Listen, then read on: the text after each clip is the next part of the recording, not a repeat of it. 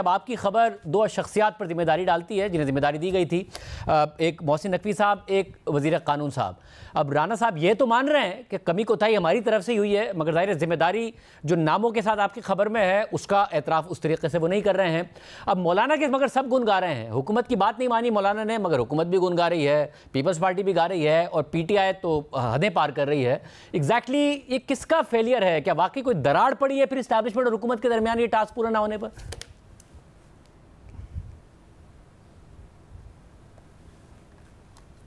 تو بھی ریفارمز کی بات کی جا رہی تھی، اصل مقصد مجھے بھی پتہ ہے، آپ کو بھی پتہ ہے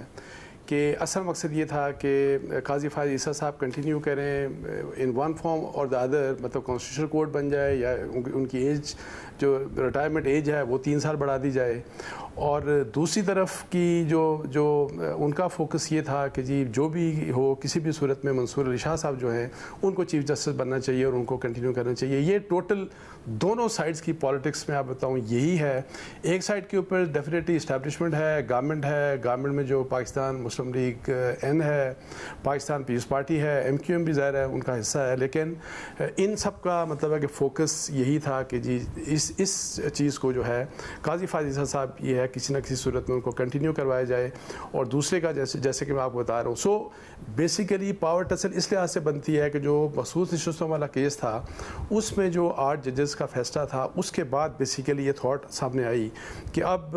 ہمیں کانسٹیٹیوشنل امینڈمنٹس ریکوائرڈ ہیں جوڈیشری کے ریفارمز کے لیے، اور جس کا مقصد یہی والا جو میں آپ کو بتا رہا ہوں۔ مقصد اس لیے کہ اگر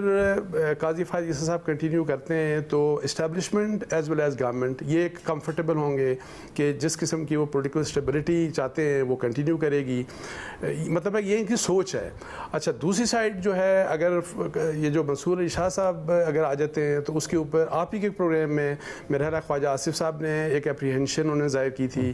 کہ جی پتہ نہیں کیا کچھ ہو سکتا ہے جب نئے آدمی انہوں نے چیف جسٹس کا نام تو نہیں لیا تھا، لیکن اکتوبر کے بعد کا کہا تھا کہ جی اکتوبر کی بات کی تھی، اور اسی طریقے سے اسد کیسر صاحب نے دیکھیں کیا بات کی تھی، ان کی امیدیں، اور ایون بانی جو چیئرمین ہیں عمران خان صاحب جیل میں انہوں نے کہ جی نومبر دسمبر by the end of this year کہ ہماری حکومت آ سکتی ہے۔ سو یہ بیسیکلی ایک پاور ٹسل ہے، اس پاور ٹسل میں یہ جو امینڈمنٹس آئیں تو اس کے اوپر دیکھیں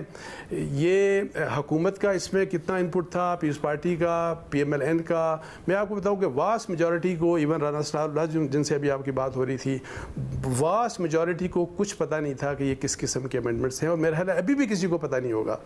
اچھا جہاں سے بھی وہ آئیں، پہلی بات تو یہ ہے کہ دیکھیں رانا صاحب اللہ ایڈوائزر ہیں پرائم منسٹر کے آن پولیٹیکل افیئرز، پھر خورشید شاہ صاحب پیپلز پارٹی کی سائڈ کے اوپر دیکھ لیں، احسن اقبال دیکھ لیں، پھر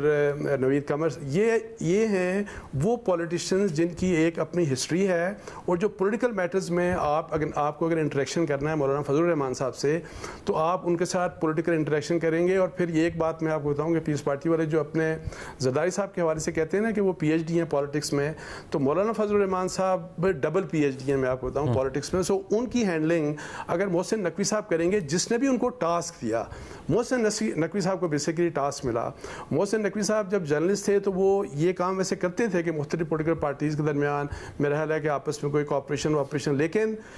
ایسے نازک مسئلے کے اوپر اور اتنے بڑے مسئلے کے اوپر مولانا فضل الرحمان صاحب کو آپ نے آن بورڈ لینا تھا، جو کہ انفارچونیٹلی میں آپ کو بتاؤں یہ بات رانا صاحب بالکل صحیح بات کہہ رہے ہیں کہ اس میں مولانا کا قصور نہیں ہے، آپ نے ان کو آن بورڈ لیا نہیں، آپ نے ان سے چیزیں طے کی نہیں، جس قسم کی بھی ڈیل ہونی تھی،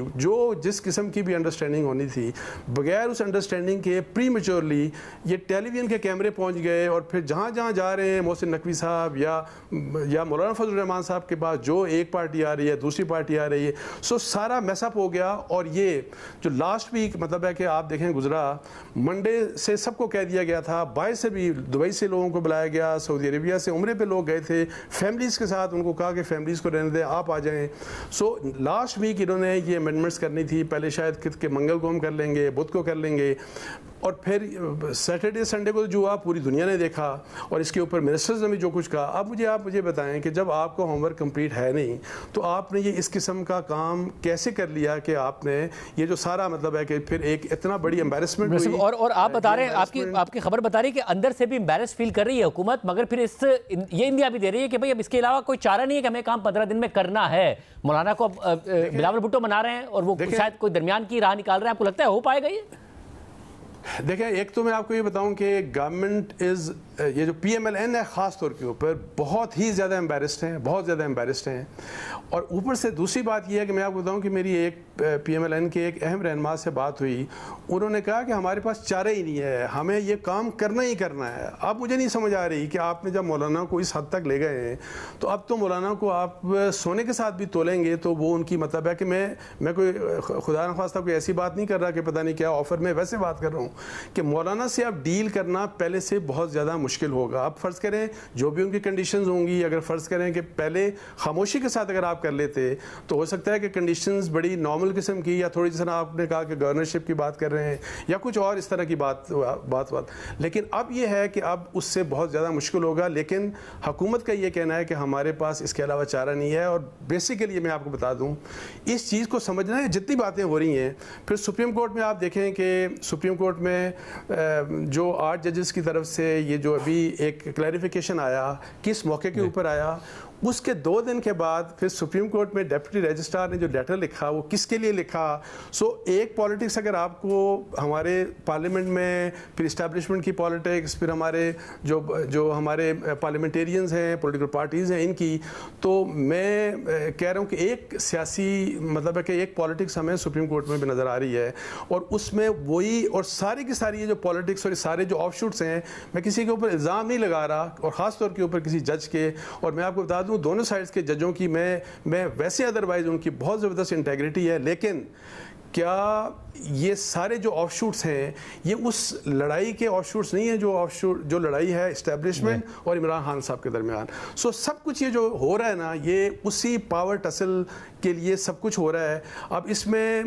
سب سے جو اہم بات ہے کہ اس وقت جوڈیشری جو ہے اس کے بارے میں یہ سب کچھ ہو رہا ہے اور مطلب ہے کہ ایک سائڈ ایک چاہ رہی ہے کہ یہ والے جج ہوں, دوسری سائڈ چاہ رہی ہے کہ اس قسم کے جج ہوں. بڑی عام بات ہے.